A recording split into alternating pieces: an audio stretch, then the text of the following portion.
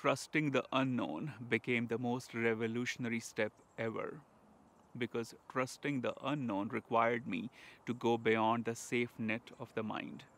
Trusting the unknown required me to walk into a path where I had never stepped into before.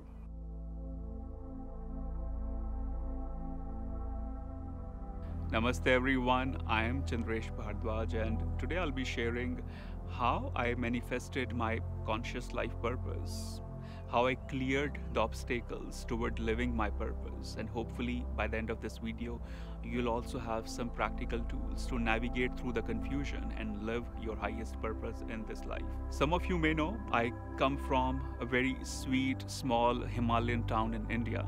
I grew up in that town, did my schooling there, and after high school, I moved to New York in a business school. And a lot of people think I must have loved the business studies. That's why I joined the business school. The truth is, there were only two options. Either you become a doctor or engineer if you are, coming from the Indian traditions.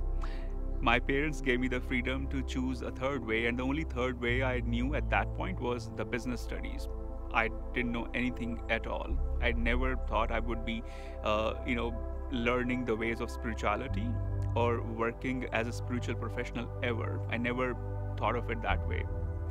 I came to New York, joined the business school, started working in Wall Street in a wealth management firm. Everything looked too good, too beautiful, too glamorous. And yet I was feeling unhappy, frustrated, and very soon I realized this is not my jungle. Even though I understand the concept, I can make money, but I'm not feeling the joy, not feeling the fire within.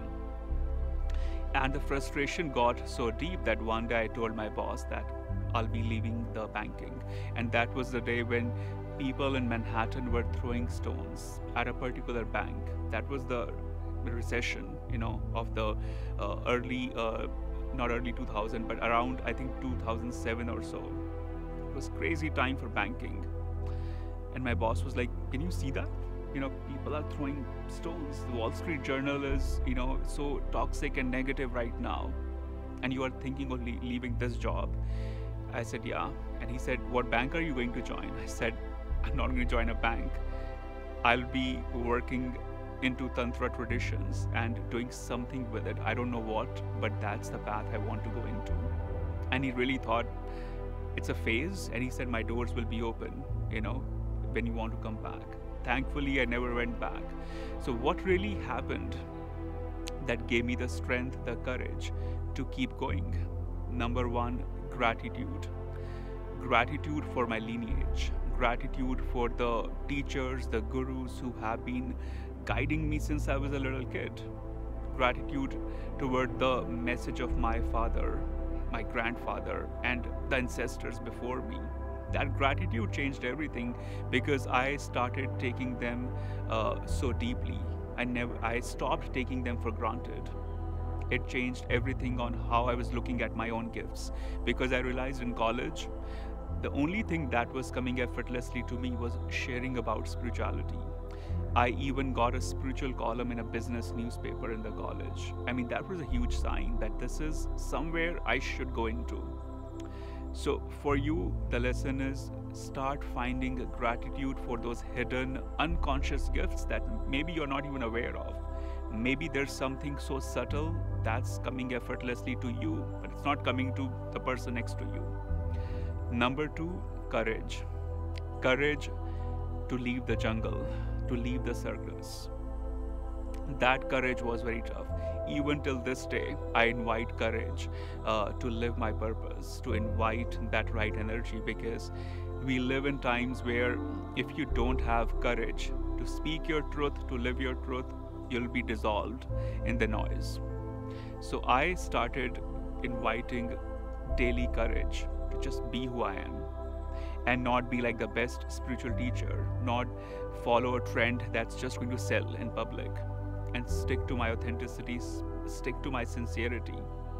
Courage will always play a very powerful role in your purpose. So invite the courage each time you sit in meditation.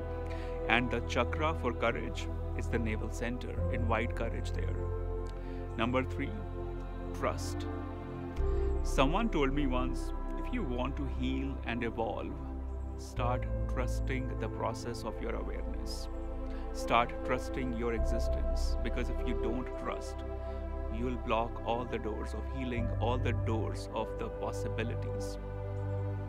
And for me, trusting the unknown became the most revolutionary step ever, because trusting the unknown required me to go beyond the safe net of the mind. Trusting the unknown required me to walk into a path where I had never stepped into before. And that was writing, speaking, sharing my experiences of Tantra, which I never shared publicly. I'm still learning, still putting a little bit of courage and trust out there with all of you. The lesson for you, my friends, is to start trusting the unknown and stop chasing the known, the familiar, the safety net, because that will not let you grow. It can help you survive, but the growth will not happen. If these lessons resonate with you, listen to Break the Norms podcast, where I explore these topics in a much deeper way. And of course, join the Instagram, because that's where the daily consistent tips are happening. Don't forget to like, share, and subscribe the channel, and I'll see you next week. Thank you.